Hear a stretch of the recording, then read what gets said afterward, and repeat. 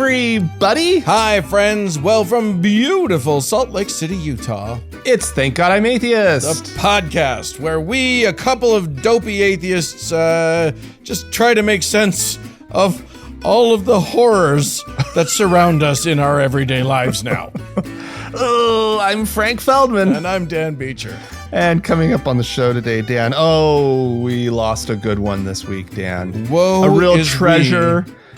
A real treasure of this world, Dan. Somebody who, didn't do horrible, lasting, perhaps irreparable harm to America. James Dobson. Focus on the family. I have seen a lot of people in the past few days saying things like, I don't speak ill of the dead. You shouldn't speak ill of the dead, but or the Mark Twain quote, I won't speak ill of the dead, but I've read some obituaries with great relish, or whatever the heck it was. Right. I'm going to fucking speak ill of the dead and fuck that guy. I think we need to change it. I think we need to relish speaking ill of the dead. What, is he going to come back and hurt me? What are we afraid of? I think people are afraid that people will speak ill of them when they're dead. Well, do better then. Yeah. Well, I think we should normalize speaking ill of shitty people when they're dead. Yeah. I think somebody who was so instrumental in bringing about what we currently are dealing with in this country, right? Starting back in the 80s in particular, when he was like part of like the not in the Reagan administration, but appointed to some panel by the attorney general and all this stuff. Like the man was instrumental and incredibly influential on a generation or two of American conservative Christians. And he spread his hate against the gay community and his incredibly conservative vision of American society. And let's shit on him a little. Yeah. But first, I mean, at least he told everyone to beat their kids. So that's good.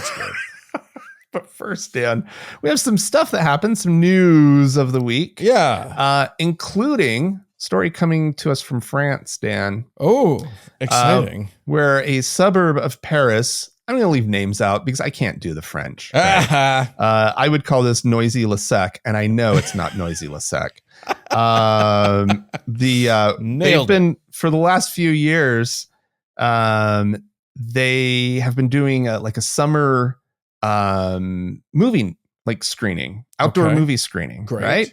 Totally fun. It sounds like it's the kind of community where there's not a lot of money, right, in this community. And so this is a fun activity. Parents are able to get their kids out to see some fairly current movies, maybe a couple of years old. Grab the kids a baguette and some cheese and just enjoy a movie. Yeah. Well, this is a kind of an ethnically mixed suburb. Oh. And oh my. Oh yes, indeed. And in the context of France, it probably means Muslims. Yeah, exactly. That's code for Muslim, half Muslim neighborhood. And so they were planning on screening Barbie. Okay. There had been a vote, right? They had the community selected this film as one of the films that they wanted to see this summer. Sure. And so it had all been arranged, and apparently very last minute, as crews were essentially setting up for the event, a group of what the mayor calls hooligans, who were driven by, let me guess, white mayor, obscurantism, and fundamentalism, threatened the workers, the municipal workers, with direct threats, right? Who vowed to block the screening and destroy the equipment. Because they did not want this movie screened at all. This was specifically about Barbie. Did they explain their beef with Barbie? Yeah, it's pro-feminist propaganda that promotes LGBT stories. Does it? Does it? I struggled with that part.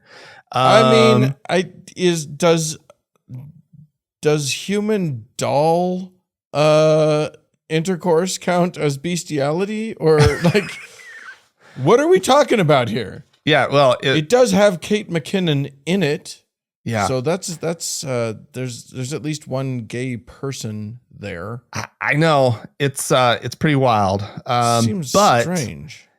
The mayor pointed out, this is again me in French. I've just decided I don't care. I'm just going to charge through these. Yeah. Olivier Saraboyros. Yeah, perfect. Nailed it. That's the mayor. He points out that the film has been classified as suitable for all audiences in France, receiving their equivalent of a PG rating, and that this is not a controversial film in that way, right? Like this is a film that should, like, the French screening organizations, whatever it is, whoever these people are, whatever their connection to the government is, they're like, yeah, great, show it to anyone and everyone. They're like, so. Like, it's fine. We're fine showing this, right? Is it just that LGBTQ people are okay with it? Is it that there's a lot of pink? I think it's a lot of pink. It's just too much pink. Well, he questions whether these hooligans had ever even seen the film. Well, right? Of course they haven't seen the film. He's definitely right to point that out. Yeah. But this has caused this cancellation of the last minute cancellation of this has caused a real stir. Yeah, throughout France, to the highest levels. In fact, I mean, there have been the minister of culture has chimed in, who is both a conservative and also a Muslim, and she says, yet another serious attack depriving children and families of cultural activity. For the past year, I've been taking firm measures against this new form of lawbreaking. So apparently this was a problem of groups of people like trying to take matters into their own hands and like intimidate people into not showing like cultural. Yeah, come on. It's such a weird thing to be like, we don't like this movie. This goes against our standards, and therefore no one must have it. It must never be shown. That's the history of art and culture, though, Dan. It is. There have always been uptight religious types who balk at pretty mild representations of either human sexuality or anything. Whatever it is, right? Yeah, you get a certain tree in the mix, and somebody's going to be like, "Rah!" The arborists are all pissed off. But no, like. But the really interesting and the really fascinating French response here is that their far right is outraged. Yeah. That somebody would cancel a movie, right? Yeah. Wait, let me back up. That Muslims would cancel a movie in their country, right? And so the far right, because I mean, from our perspective, the far right would be like, yeah, no, fucking Barbie, right? They would be right there with the Muslims denouncing the movie. But in France, their far right, it's about the preservation of being French, right? You know what? And so being French is being open to cultural expression, and we need to get even further right Muslims to start speaking out in this country, because what it's done, the effect that it has is, the Christian right going, well, I kind of want to agree, but it's those guys, and I hate those guys, so maybe I should. No, let them watch the show. I don't know what to do. I think it would short circuit their whole system. Yeah, if we it would unfortunately have the secondary effect of making Islamophobia much worse in this country. Yeah, we definitely don't want Islamophobia to increase. That's just not good for society. Yeah. But we just need a scapegoat to be further right and to start but a scapegoat that they hate, that the right wing has hated, and then they need to start doing things further right and just sort of push that. Because look, all of the people that they hate right now, the liberals, the gays, the trans people, whatever, push them to the right. So we need somebody on the other side pushing back the other direction. That's what I think. No, yeah, you're probably not wrong, right? You probably want, although I still can't wrap my head around how the left has aligned with so much of Islam in this country. Like I can't wrap my head around it. So why liberals are defending the hijab and whatnot. Like I'm just like, yeah, you guys, come on. Like, I mean, we don't need to get into that whole thing. It's just, it's right. But you have clearly oppressed women that liberals are trying to. If they're oppressing, if they are choosing their own oppression, they have the right to do that, Franklin. It makes no fucking sense. Like how, and this, it's an interesting thing. And it's the entire West has been struggling with how to deal with conservative Muslim immigrants into their country and how they fit into their existing society. And the fact of the matter is, and this is, I don't want this to come off as Islamophobic, but it's a really difficult thing, right? If they're holding on, if these new if the Muslim immigrants are holding on to their core Islamic values, they don't mix well with the West, right? And I don't want that to sound wrong. I want society to be open. I want society to figure out how to get along. I want them to figure out how to get along with us, and us to figure out how to get along with them. Fundamentalists, but it's really fucking hard. Yeah, fundamentalists of any stripe are inherently insular, and they push away so like fundamentalist Christians do the same thing. Fundamentalist Jews do the same thing. Yes, they create these small insular communities. And they don't blend. And then they feel like it's okay for themselves to insist that everyone else should follow their rules for them, rather than like, oh, we do that, and the rest of these people are allowed to just fucking have fun and leave the rest of us alone. Anyway. Yeah. Sorry. Yeah. It's no, you're right. It's just weird to watch. Humans are very strange. I'm going to take us to, I don't remember where this is, but it is here in these United States.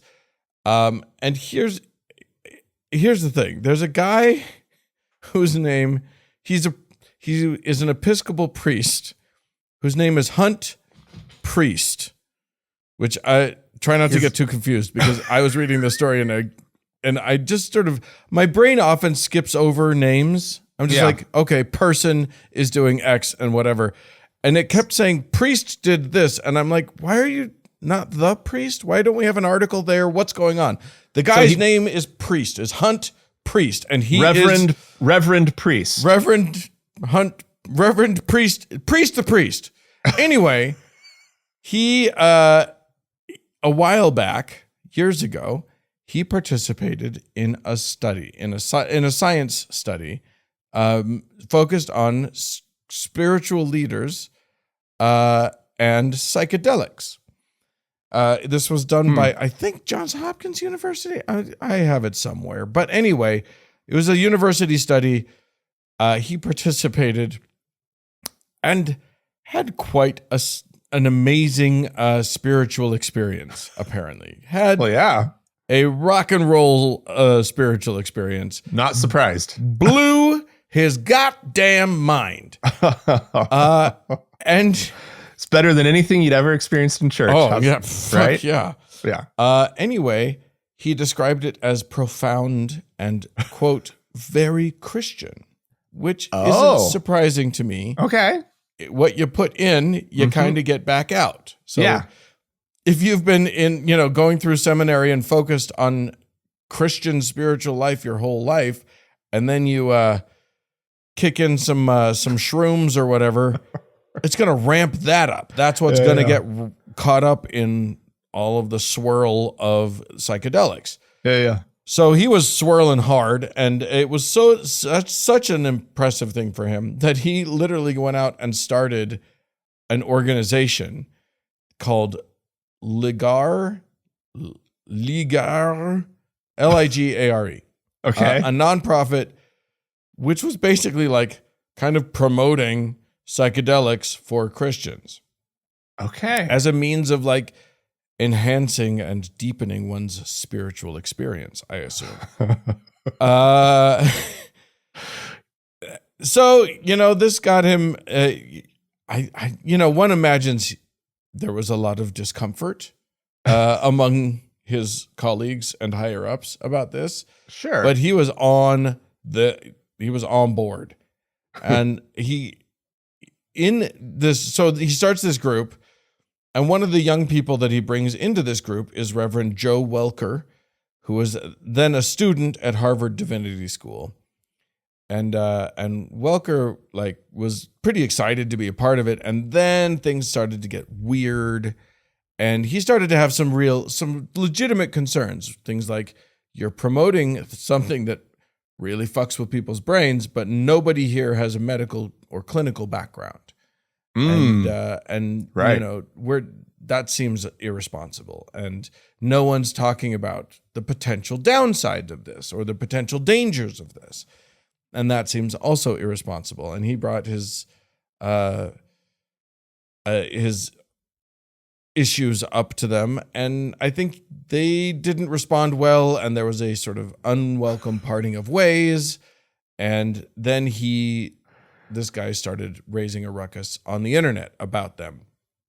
And it was enough that it actually, and he kind of went off the other side of the deep end, which was these guys were brainwashed by an irresponsible study.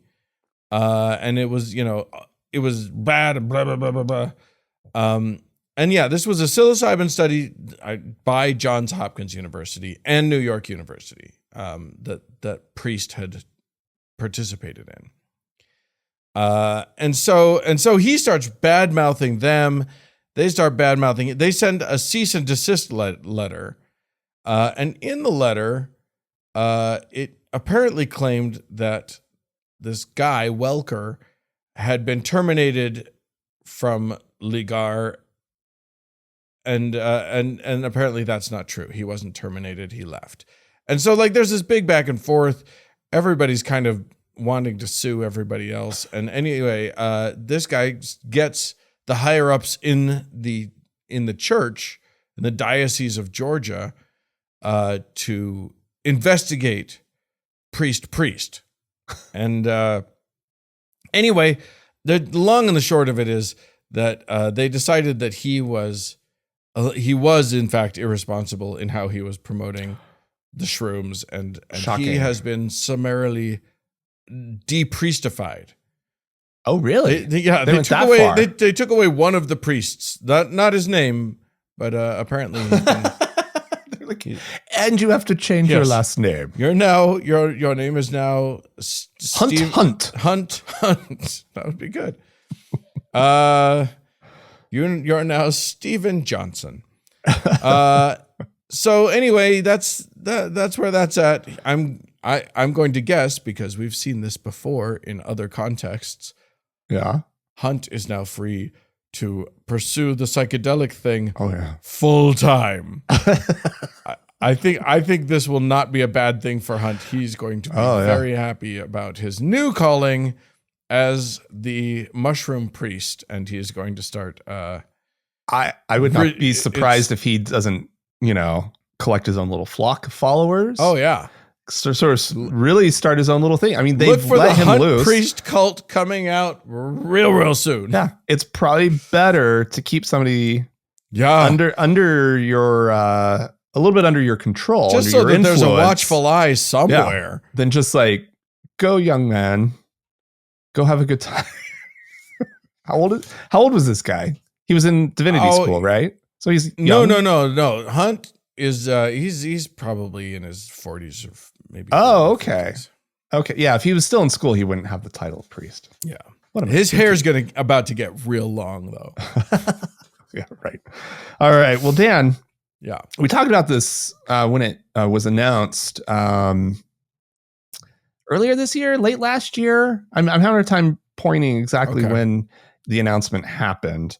But It has to do with how the Mormon Church, the Church of Jesus Christ of Latter-day Saints, famous for their magic underwear, how they had the garment, yes. right? That they had changed the requirements for the sleeves. They had done a pilot program. Yeah, in hot climates where it might be beneficial to have a little less fabric. Yeah. In 2 layers covering your body. And so they did the pilot. Yeah. The word got out to everybody in the non-hot places, and they felt a little left out, Dan. Well, and so apparently, just to be clear, I just want to go up until this point. Women had to have the garment was a cap sleeve, so you had to have you have to cover your garments with your other clothes, right? So like any kind of tank top was out of the question. Yeah. Any shoulder showing was out of the question. Yeah. And these new garments like allowed for a little shoulder to show. Yeah. Scandal. Yeah. A very clever and effective way of controlling the level of modesty. Yes. And the amount of clothing your adherents need to because everyone in the Mormon Church is keenly attuned to where everyone's hemlines are. Exactly.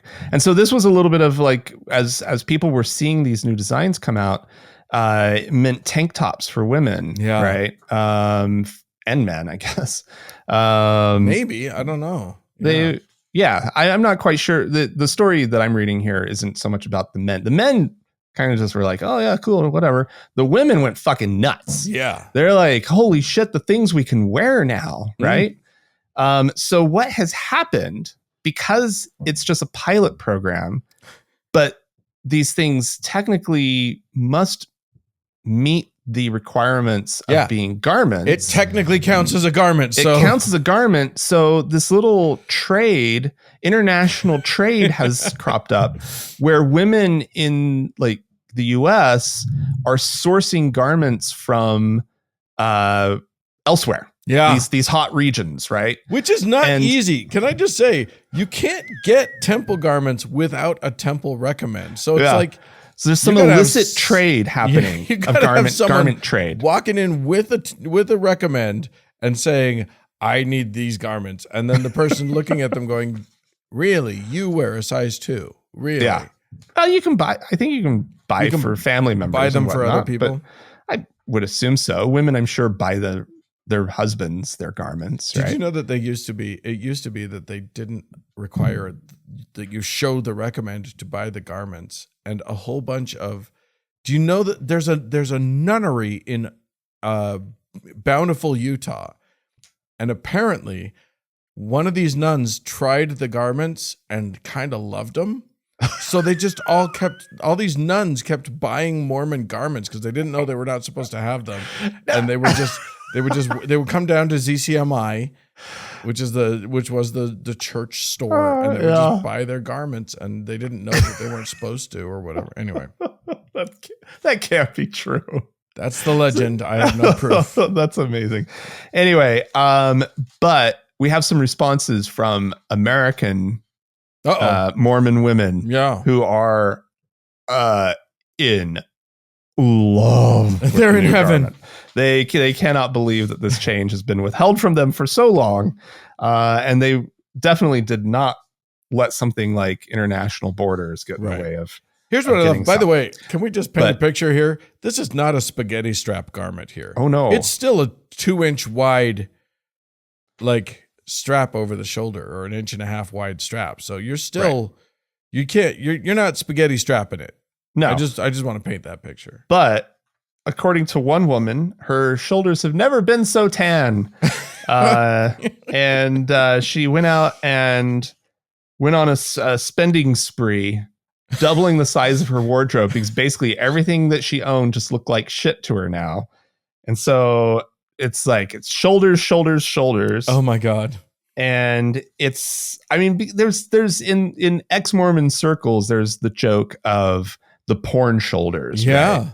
And that it's like, why you can't show your shoulders? You can't show your shoulders. And now these faithful Mormon women Are they faithful? They can.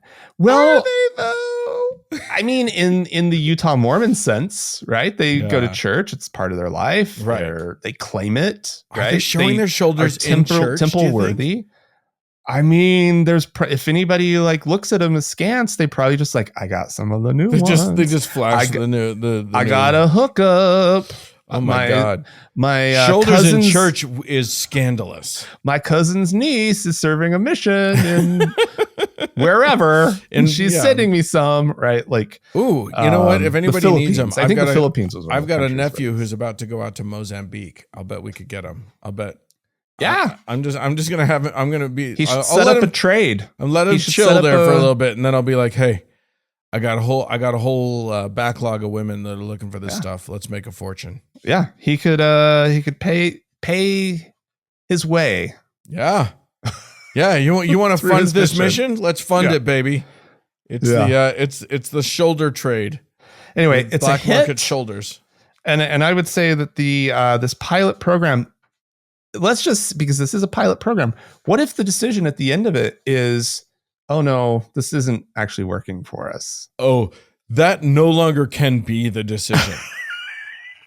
They may have thought that was an available decision to them when they started this. That will never be available to them. Could you imagine if they tried to claw this back from these? Let me tell you something. Women. They are terrified of young women.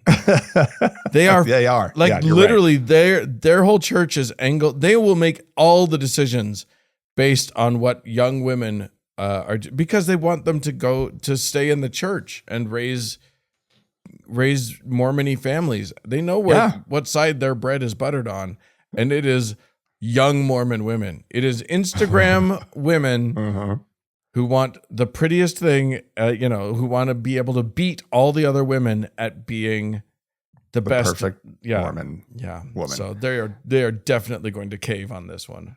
1000%. I just want them to try to go the other way and watch what the backlash does. Oh, I know. Because if they try to say, no, we're not doing it anymore, then they'll reverse that down the road, but there will be turmoil between, and that'll be hilarious. It'd be amazing.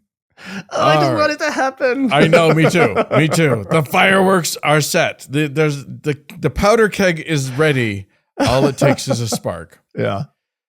All right, well, I'm going to take us to Pittsburgh, where a very successful wealth manager named Chris McMahon.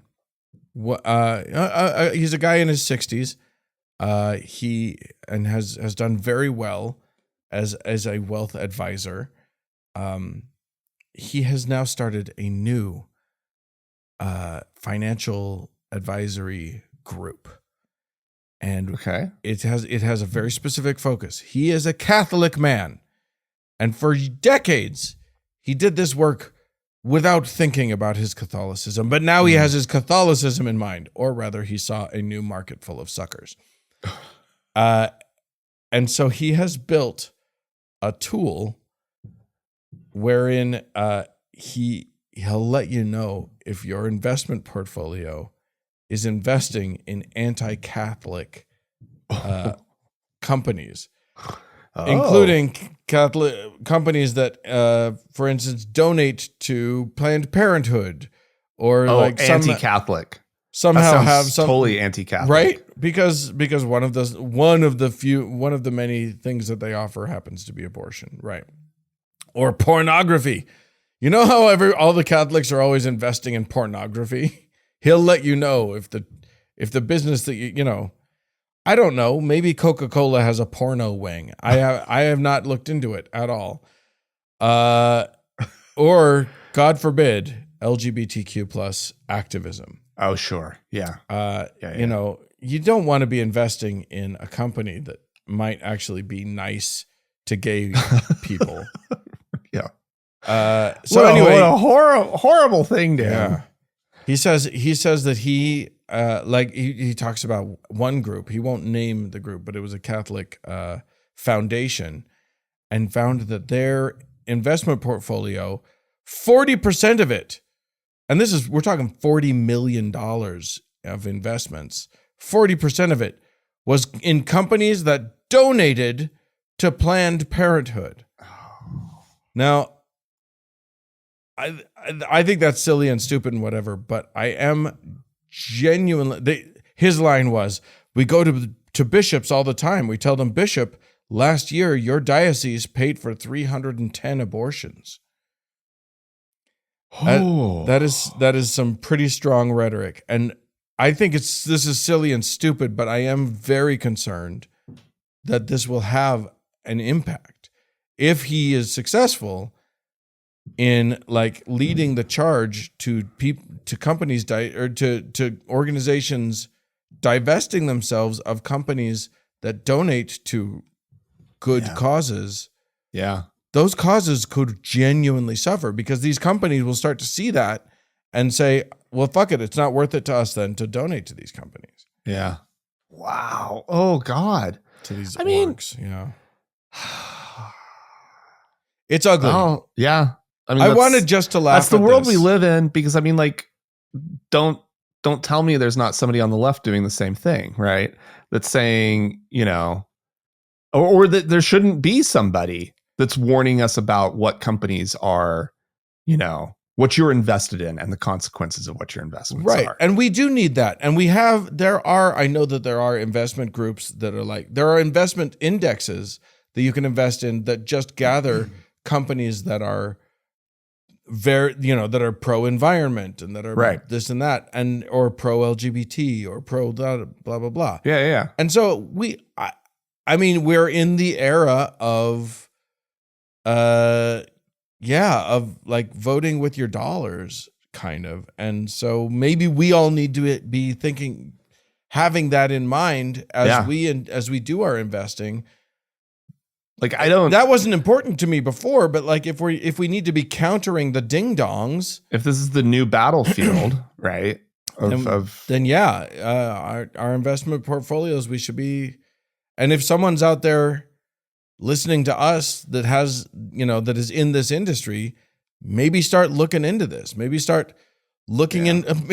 I mean, maybe all we need to do is get onto his thing, figure out what he says don't give to. And just do the opposite. Find all the best companies that he says don't donate to, and donate heavily to them. No, that's right. He's already done the homework. He's done all the work. All we need to do is reverse it. You just flip that chart upside down, and you got yourself. Boom. Yeah, one of us needs to subscribe to whatever his newsletter is or whatever, and then just tell the rest of us. Not me. How to do it backwards. I hate newsletters. No, thank you. Oh, me too. I can't stand them. You and I just fill up there's only one person I ever want to read his newsletter. And so, but everybody else, I'm just like, oh my God. Like everyone always, whenever I go to like a podcasting convention or something, they're always like, make sure you have a newsletter. People love the newsletters. And I'm always like, no, I fucking hate newsletters. And so like, but clearly some people do like them, and it's probably good advice, Dan. It's probably good advice. We should probably be doing a newsletter. All right. Listen, your feedback is welcome. If you want a newsletter from us, we'll think about it. We'll think that is all we'll do at this point. We will consider it. If we get enough feedback, this is not us saying we're going to do a newsletter. For a newsletter from you guys. But no, it is that's actually a good idea. Anyway, Dan, moving on. The Museum of the Bible, Dan. The beautiful that DC institution. That edifice of fraud and bullshit. You'll remember how Hobby Lobby got caught smuggling in artifacts that were like labeled. I think they labeled them as tile samples. Yeah.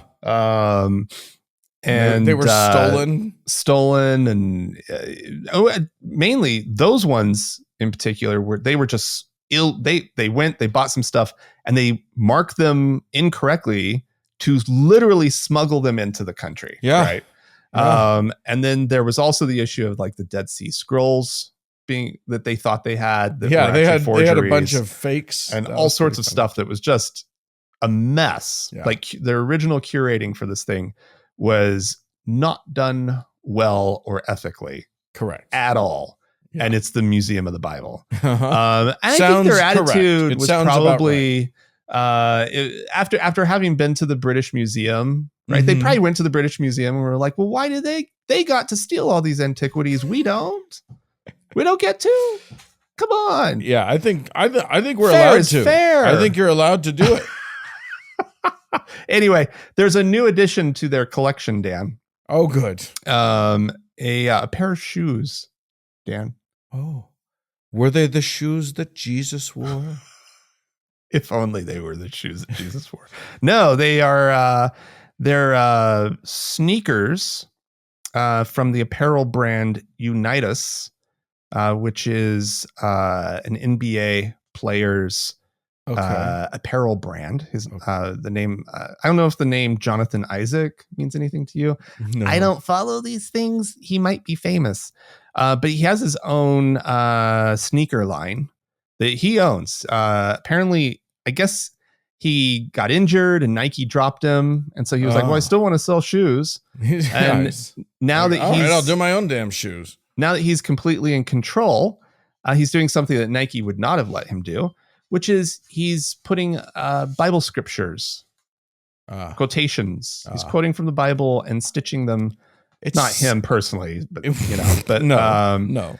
He's paying underpaid quasi slave labor yeah. to produce these shoes. I'm sure, because that's basically all your shoes. Everybody, I just Googled it. Terrible. And it says Unitas values-based apparel. Yeah. Gross. Yeah. Oh, and boy, the values, Dan.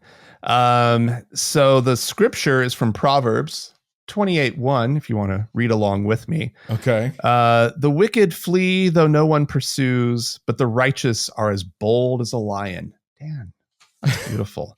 Why would anyone flee though no one pursues? There are several markings on the shoe that resemble a lion's head and mane. And I guess the shoes are called the Judah 1 shoes.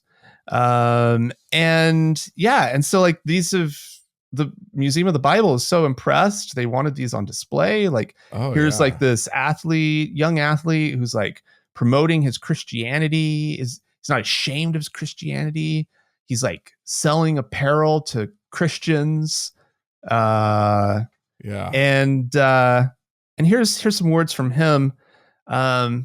If Jesus doesn't come back anytime soon, just let that sink in.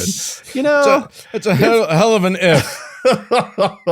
Your then can be anything. If Jesus doesn't come back anytime soon, then my kids and my kids' kids will always be able to come to the Museum of the Bible and remember their grandpa and say, hey, our grandpa did something for the honor and the glory of God, not for himself. And that's why it's in the Museum of the Bible. Not for himself. He's not making any money off of these shoes. No. He's donating it all. I'm certain of it. I'm absolutely certain he's not. You have your own fucking apparel line that you've now received a lot of attention for putting one of the shoes into the Museum of the Bible. Yeah. And surely not for your. I went own glory. while you were talking. I looked up one of his other shoes. I looked up, and they got one that's got Isaiah 9:6 on it. Oh, nice! Yeah.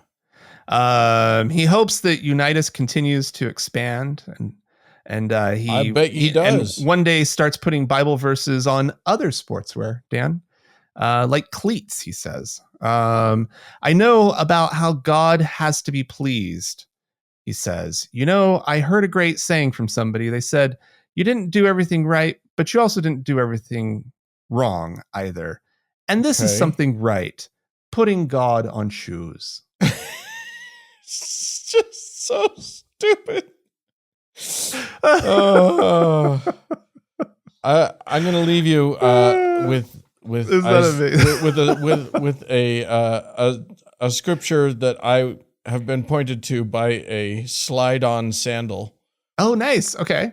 One of those, sort of athletic, croc-like slides or whatever. Right. This is Isaiah 40:31. Let's all say it together. But those who wait for the Lord shall renew their strength. They shall mount up with wings like eagles. They shall run and not be weary. Nice. They shall walk and not faint. One of my favorites, Dan. Listen, if putting Bible verses on your shoes imbued them with any kind of special Jesus powers, and you actually played better basketball, sure. I think that would be huge. That'd be a big deal. Yeah. But just like everything, it's just faith, Dan. You gotta have faith. You gotta have faith. So what you don't gotta have is dumb slogans on your shoes. That's what you don't gotta have. And you know, like, yeah, if they could show that like faithful Christians statistically played basketball better than non, yeah. Hey, that's an interesting statistic. Guess what statistic they can't point to? No, alas. Alas. Not I mean, who knows? I know nothing about what were we, baseball? Which one were we talking about? All right, moving on. I'm gonna close this out with a story. I'm going back to our Mormon roots again, Frank. Good. I love our Mormon roots. Everybody, expose your shoulders just a little bit as we discuss the words of Elder Garrett W. Gong, the first and only apostle of the Mormon Church from Asia. Oh yeah, okay. So Garrett Gong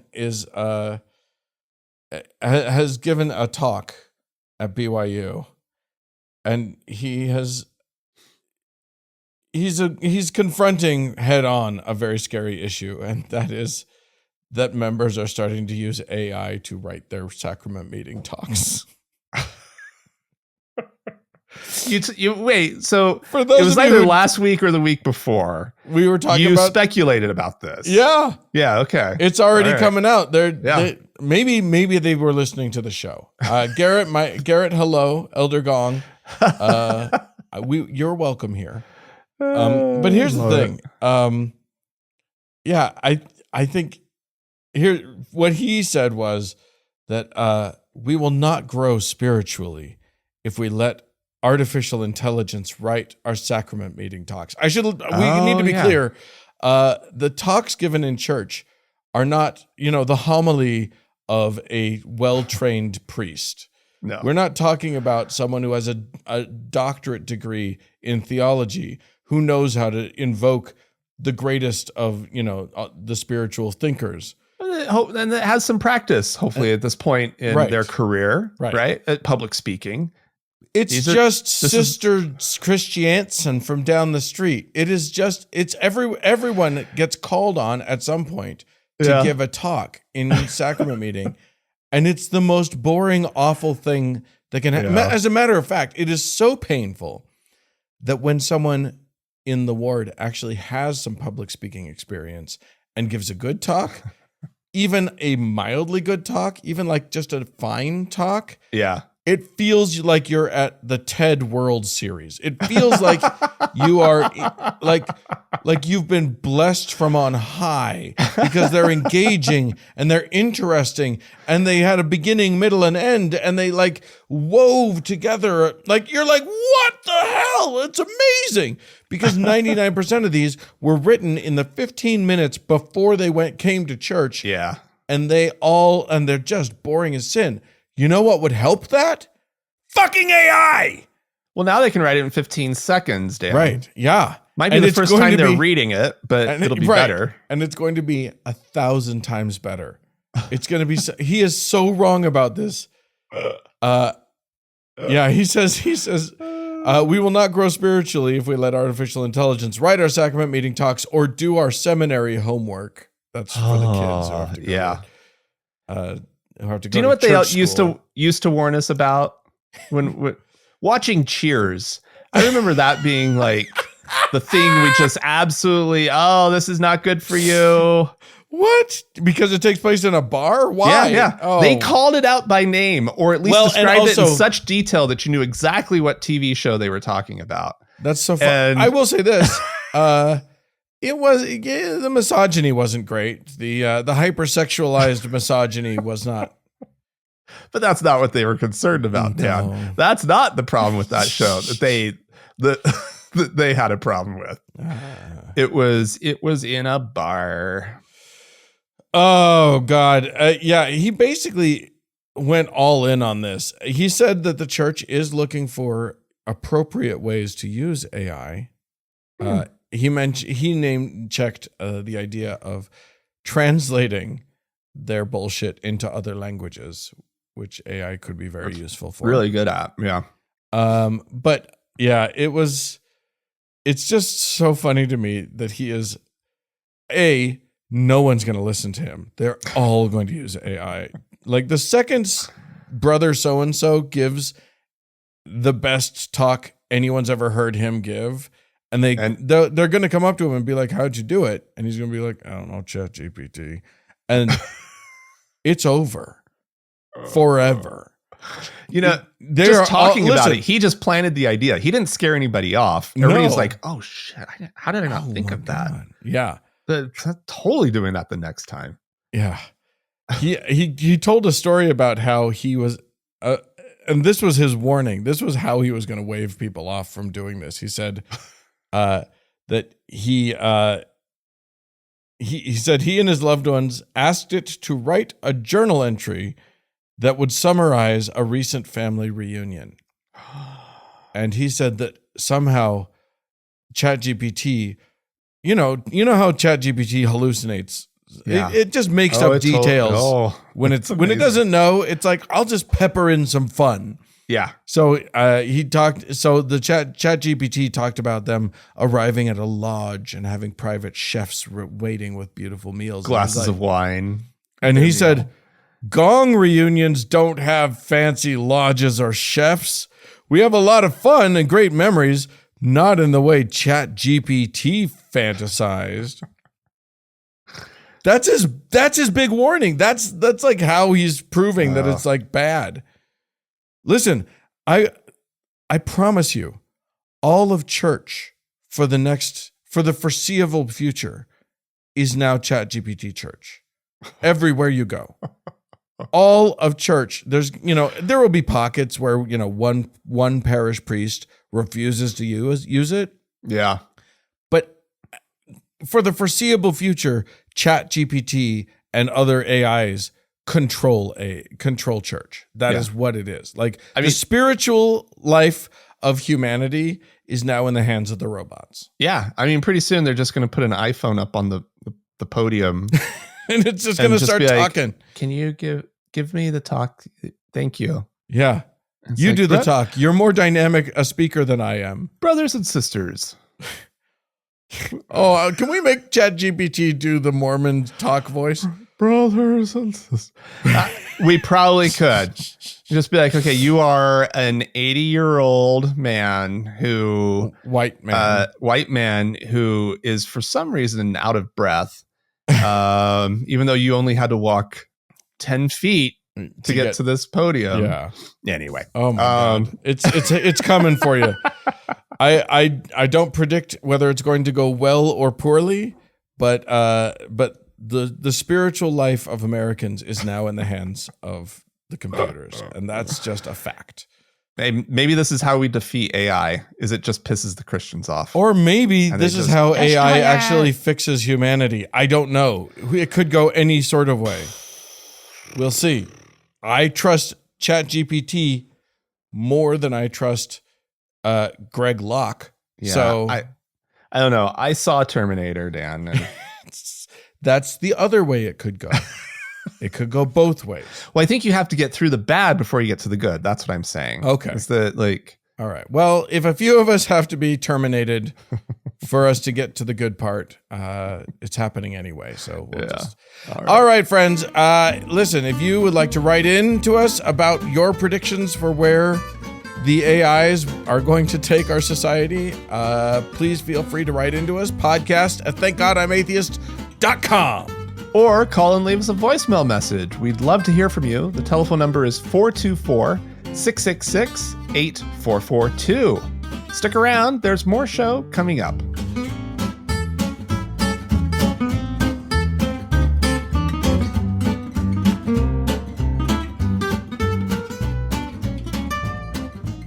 Well, Frank, we've had some folks write into us. So let's get to that.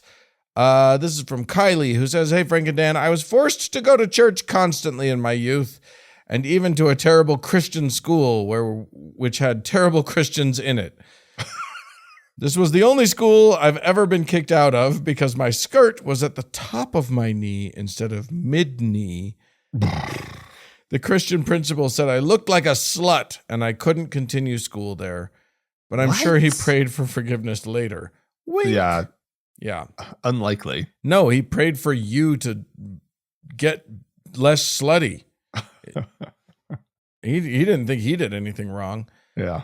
I have tried Christianity so many times, but it is such a joke. I can never stay too long. My new husband knew I was an atheist when we got together. He is extremely Christian. I told him I would try again, but it's been 2 years and it's just not for me. Do you have any partners? Do you have partners that have different beliefs? And how do you make things work cohesively? No issues yet, but we have kids, and I could see it being a problem in the future. Yeah. Boy. I could see it being a problem in the future, too. You guys got to get ahead of this issue. Yeah. Because this is one that'll get you. This is one that that can come and bite you. And no, we don't. Like Frank, you and I, our partners are on the same page as us. Yeah, though, totally. When I started dating Andrea, she was that's true. She was still a believer. She was still that is true. Yeah, in-ish. She had one foot out the door and most of herself. Yeah, like, all she required was like an invitation. Hey, cross that. You're allowed to cross that threshold. And she was like, "Really? Can I run?" yeah, exactly. But I will say this: I think that I think it's very important that your household doesn't teach a one way or another. And I don't think your husband's going to be cool with this at first. Christians are not okay with this at first. But I think it is possible to say, we teach how daddy believes and we teach how mommy believes, and you get to choose what's right for you to the kids. Yeah. Because being open and honest about that is actually super duper healthy. But again, Christians hate that shit. Yeah. Because they think they're dooming their kids to an eternity of hell, or, you know, they've been told a lot of nastiness about that. Now, if he can respect you and your beliefs enough, it sounds like what he was hoping was he converts you. Yeah. And that's not great. So what you're going to have to do is like get him to respect you and your beliefs as they are. And that's going to be hard. Yeah.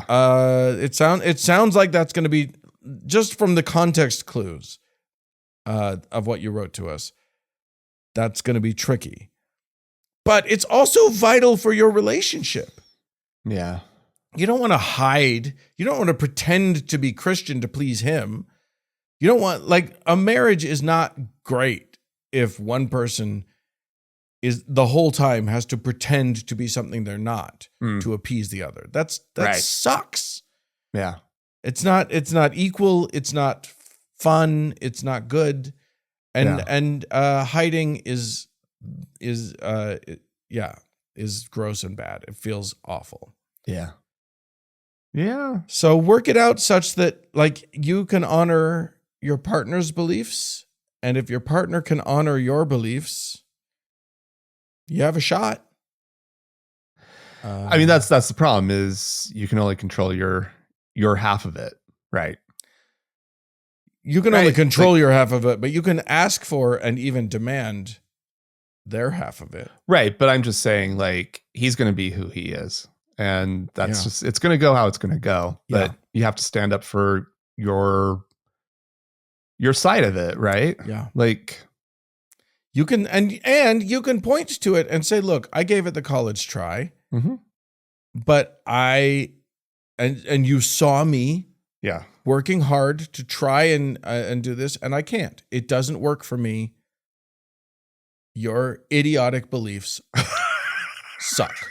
Yeah, I mean, that's the first step. I mean, you're jumping to, like, how you're raising the kids and everything. Like, she's got to get to just the point of, like, having that first difficult conversation of, I'm not doing this church thing anymore. Yeah, this does not work for me. I don't. Yeah. And you can be specific about as specific or as vague as you need to be. It can be just, I don't believe it. It just doesn't work for me. Yeah. And start with that and see if you can get him to respect that and honor that. And if he can honor your personal trajectory and your own personal belief system, then you're on the right road, and things can go well. All right. And good advice. Also, you and I, Frank and I, are not marriage and family therapists and have exactly zero expertise in the matter. So take everything we say with a grain of salt. Let's see. This one, I don't think it was signed, but it says, I have a friend group that does not believe in God, though we were all raised religious. But a couple of them won't let a Ouija board in their house because they believe in spirits. I asked, can God and science coexist? And they both said, absolutely not. I asked, how is believing in God and believing in spirits any different? What are your thoughts?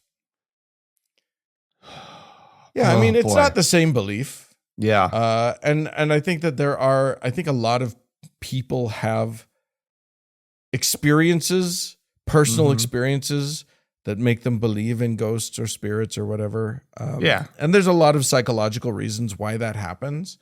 I personally think they're full of crap, or not full of crap. Like, they're not lying, but I think we also have a lot of psychological reasons why your psyche invents spirits and ghosts and like if you happen to live in a house that has a gas leak, apparently that frequently I've heard this, makes ghosts happen. Yeah. And then they fix the gas leak and all the ghosts leave the house.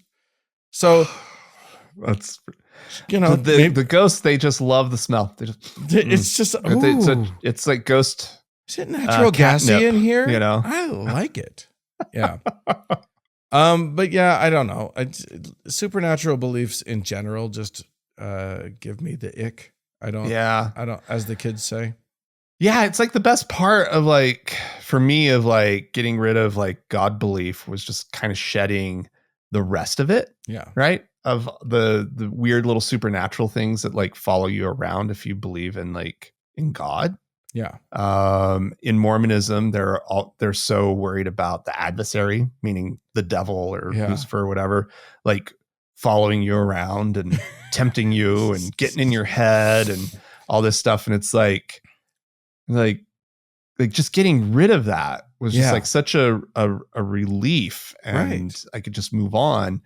And so there's plenty to be worried about in the real world. You don't need extra supernatural shit to be worried about too. And it's this stuff doesn't seem to actually ever have any real crossover effect into the real world. Right. So it doesn't actually impact anyone's lives. It doesn't seem worth believing or caring about. Even if it's there, it's the same thing with a creator God of some kind. Even if there's something there, there's no basis for me to believe in it. Right. And so it just doesn't matter. Right? Doesn't matter. I'm not living my life in a way where I need that crap. Yeah. But on the flip side of that, have fun with a Ouija board though. Have fun. On the flip side of that, what also doesn't matter is your friends having one or two doofus beliefs. That's fair enough. It's fine. I have friends who are very, very interested in astrology, and I roll my eyes at them and they roll their eyes at me, and we continue to be friends. And we tease each other a little bit, but in a friendly way. But it's if you can't, again, find the way to just be okay with it. And unless they go off the deep end with it. The problem is that when you start believing things that aren't real, there's a potential for it to go very haywire. Yeah. Most people, it will never do that. Most people, it's perfectly safe for them to have a couple of goofball things that they feel it makes them interesting and it makes them fun or whatever. Fine, whatever. If they start obsessing about it and worrying and being fearful and it starts to become a problem in their lives, that's a different thing. Yeah. And then maybe you can, I don't know, have a sit down with them or whatever. Intervention. Intervene. All right, let's move on. We have some folks to thank, and I'm going to start us off. First of all, ladies and gentlemen, friends at home, the only way that this thing works, that us doing a show continues, is by the continuing generosity of our listeners. Yeah. At this moment, the only money we have coming in is from our donors, and so that is I invite you to pause the show now, go to thankgodimatheist.com and click on the donate tab, and then you can choose how you're going to donate. And then you could be one of the people. If you've been thinking about doing it, pause the show right now and just do it on your phone. It's fine. You'll be fine. And then come back to the show. Anyway, some people who may have done just that. Indeed. Include, but are not limited to, Vicky, who is now a teacher. So thank you so much, Vicky. She donated over on PayPal. Fantastic. We also have a handful of new patrons on Patreon. Hurrah. We have 3 new teachers, Dan, by the name of Bronwyn, USN, and Rogue Wizard. Woohoo. So thank you. I have a sister named Bronwyn. Yeah. It's not a common name. We also have 2 new, and this is rare, and we got 2 of them in 1 week. 2 new prophet, seers, and revelators. Whoa. We have Ruben and I double checked. I normally don't say somebody's last name, but it doesn't line up with the email address. So I think they're having fun here. Walter Ryans. Okay. As in Ryan Walters. Okay, so, yeah. Got it. Okay. So yeah, so thank you. Big thank you to the both of you. And all of these people are getting magic powers from us, priesthood powers given to them by us, bestowed upon, what do we call it? Conferred upon them? Conferred, yes. They are endowed. They are endowed with them. Like whatever churchy language you want to use to say that we made you magic. In all the same amount that other churches, any church on this earth that confers magic powers on their people, we have conferred exactly that much. Depending on your level. Depending on your level. Yeah. You get more if you give us more. They're making a huge claim. So are we. So are we. Yeah. Boom. So congrats on all of these new wizards out there in the world. Dan, we have a one more person to thank. Our top donor, our Lord and Savior, Alexandra. More show coming up.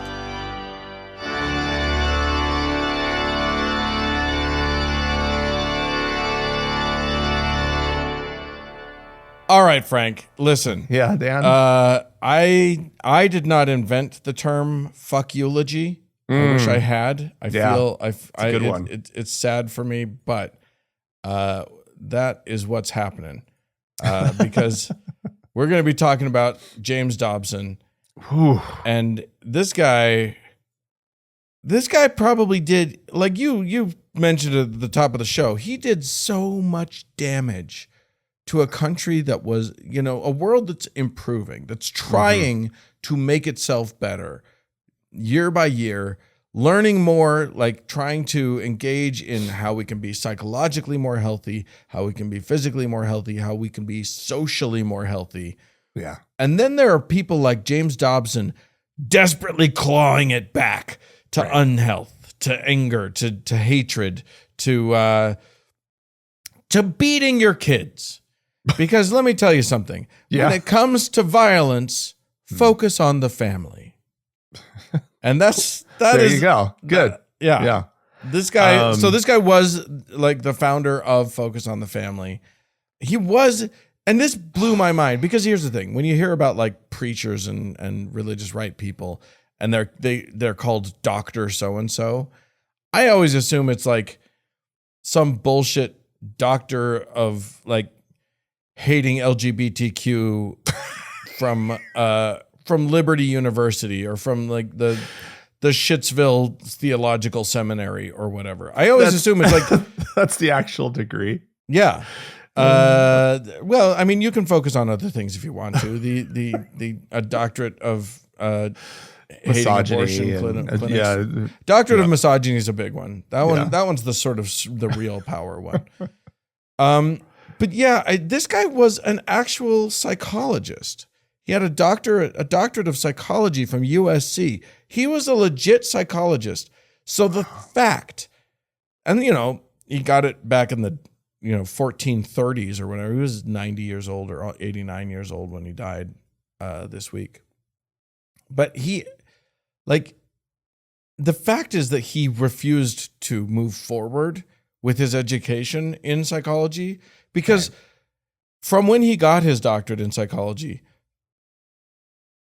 a lot of advancement had been made. And part of that advancement was very much learning that spanking your children was bad for them. Right. Hitting your kids in any way is bad for them. It's not psychologically sound advice. And he wrote book after book after book telling you how to beat your children the right way. And if they cry, beat them harder until they don't. And if they, and it's literally just, and calling it love, always calling it love. He, in one of his books, a book called The Strong-Willed Child, Hemant Mehta pointed this out. He tells a story about beating his dog with his belt. His dog? His dog. This is the monster that we're dealing with. A tiny dog. He says it's a small dog. It was a strong-willed small dog. And he literally says, when I returned, I held up the belt and again told my angry dog to get into his bed. He stood his ground, so I gave him a firm swat across the rear end, and he tried to bite the belt. I hit him again, and he tried to bite me. What developed next is impossible to describe.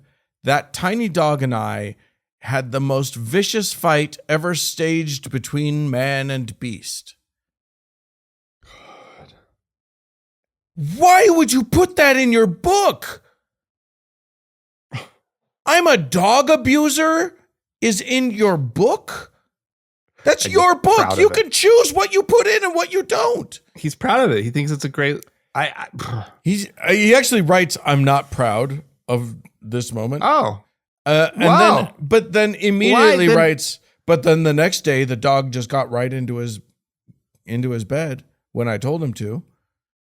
So yes, you the fuck are proud of it. You stupid dick. It's that thing where you feel worse for when you see a homeless person with a dog. Oh, and you go, "Oh, the poor dog."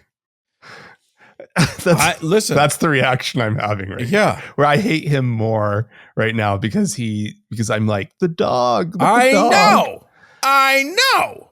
Okay. I was spanked as a child. I don't think my parents, it was the 70s. A lot of the new stuff hadn't come out yet. Yeah. And I wasn't spanked ruthlessly. I was spanked very occasionally, and it was not much. But this guy wanted people to spank and spank hard. Wanted people to use a belt. He was just a violent asshole. Yeah. Can I go back to the dog thing? Okay. And the homeless person. I just want to clarify that it's the reaction of you become immune to the cruelty to people, right? In life, it's really easy to become jaded and hardened against that. Meaning you don't feel sorry for the homeless person who's fitting. Right, exactly. Right. And then life has led them to a very awful life. The next thought is that you do check yourself and go, "Oh yeah, and there's also the human that I should be like, oh, yeah, somebody should be helping that person." Right. Right. But yeah, I didn't want that to just settle there. That I'm that was kind of hanging in the air. Frank's a bit of a monster. What's happening? No. But it's that same thing where it's the reaction to the cruelty to the dog, Dan. I can't believe how Like, I'm just like, what a fucking piece of shit. Like, I'm just like, oh yeah. Like, you are, that's okay. Yeah. But we knew that he talked about, or I knew that he was pro child abuse. Right. I didn't know that he was pro animal abuse as well. And it's just like fucking shocked me. Yeah. I mean, and he had, of course, all of the trademark bad opinions about LGBTQ people and whatever. You and I, Frank, watched a video that I don't think people are ready for. Hammett put it in his thing. Really? And I watched it and I was like, you need to trigger warn everybody about this video. Because this is Dobson talking about, I mean, he spent a lot of time in like some sort of New York porn shop or like shops. Yeah. Shops. He clearly toured all of seedy Times Square. Toured. He frequented the seediest sex shops you can imagine. The details, Dan, I couldn't. So the setup here is he's giving this talk to this packed auditorium of adult Christians, and he's telling them, like, this is what's out in the world. I know you're all, basically this is the subtext, you're so sheltered. I know you're all so sheltered. You don't know what's going on in the real world. I went out and I went to the worst places and I'm now going to tell you about them. Yeah. And I mean, it's the most, like, he's talking about glory holes and peep shows, and like, where you put the dollar in and you see you put the coin in, you see the you see three ladies doing things to each other that you've never even imagined being done ever, right? Like everything you could ever, right? He's talking about that the you've kinds never of, even thought about. He goes straight for the most egregious kinds of porn, like scat porn and just. Yeah, and the most disgusting bestiality. He talks about bestiality. Oh yeah, talks a lot about bestiality. Talks a lot on it. Yeah. Oh, can we just say, this was a repressed gay man who took his repression out on the rest of the world. Yeah. If he was very clearly a kinky person. The amount of knowledge that this guy is spewing off the top of his head. He has not written this out. The amount of stuff that he is spewing. I've been to these shops. I don't have that. I didn't pay that close of it. This man, this is the knowledge of someone who consumed this stuff with relish. I don't know how he never got caught, but it is so obvious that he was into all of it. The worst of it he was into. It's so obvious. Like, you can't watch this video and not know that he's talking a little light. You know what I mean? Like, it feels gay. Didn't his voice feel gay? Oh, I was too shocked by the words. I was like, everything. Like, I was, man. It was wild. Like, it was shocking. What's amazing is that as like, depraved atheists, right? That we could be so shocked, amoral, right? Horrible atheists, right? That we could be. I mean, it's not so much that I don't know that this stuff is out there or that I've never heard of this, right? But it's shocking hearing it all like said in one sort of stream of consciousness, flow. Well, and what's funny just is like, oh yeah, and then like I pushed the button and I saw this, and then I went over here and now it's men doing it to each other, and then I went over here and it's a man doing it to a woman, but the reaction shots from the audience, Dan, were absolutely amazing, because like everybody knows that they have to look horrified, but it's the most titillating thing they've ever heard in their life, right? Yeah, and a lot of it sounds pretty fun. Some of it doesn't.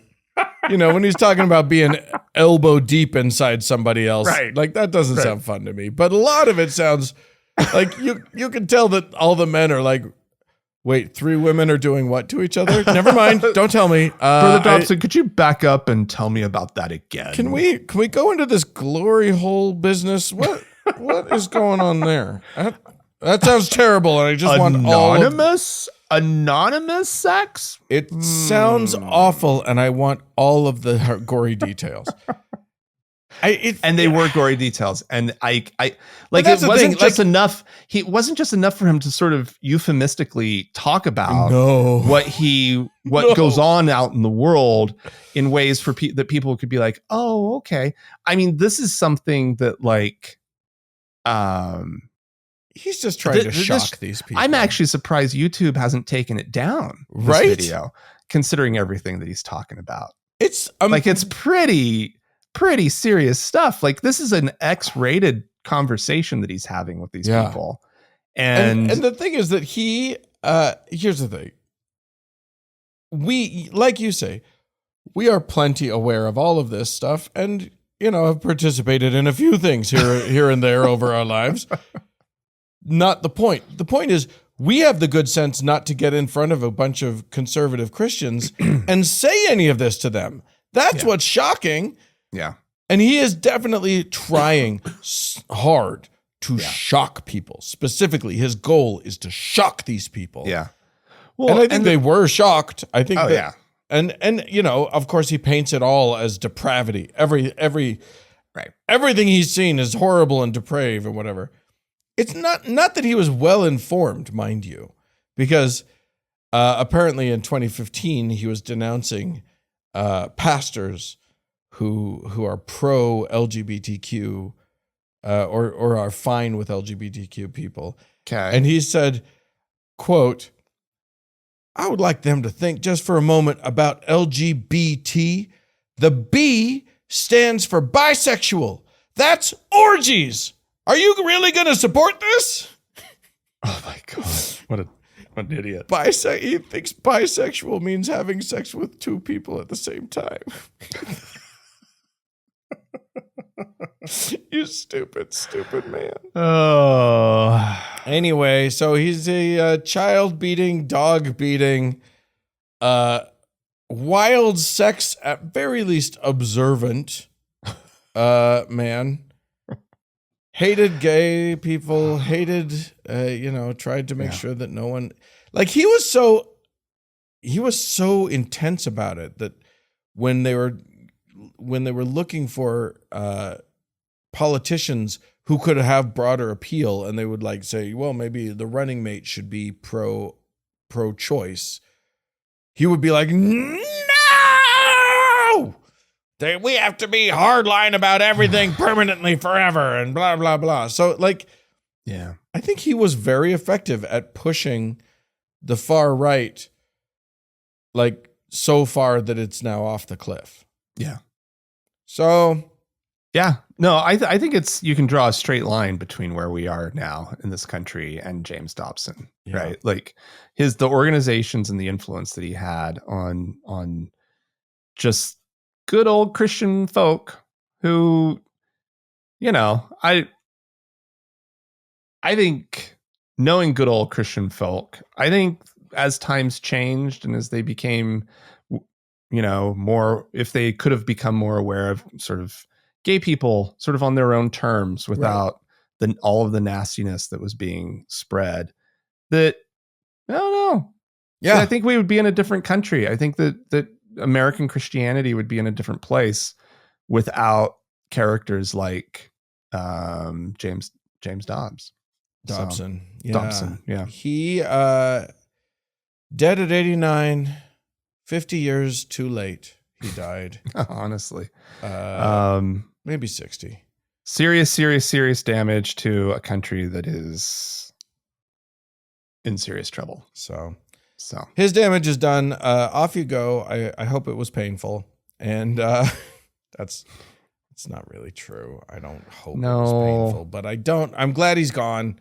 And I wish he had died much sooner. And I hope that a whole bunch of other people follow him shortly. Oh God.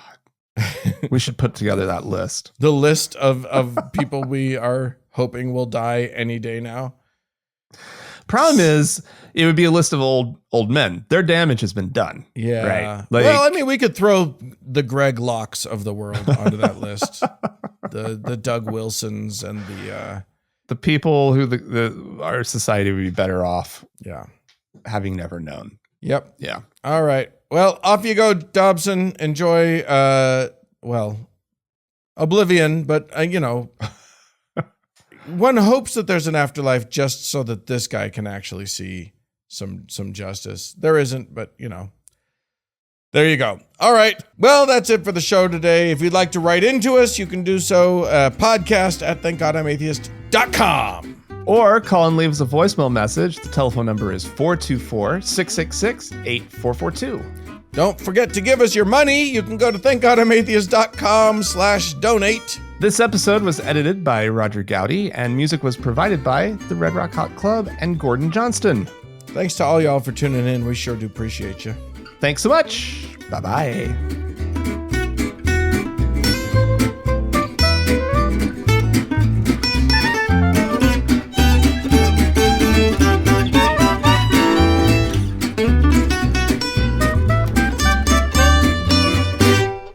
Thank God I'm Atheist is a production of TGIA Media, LLC, copyright 2025, all rights reserved.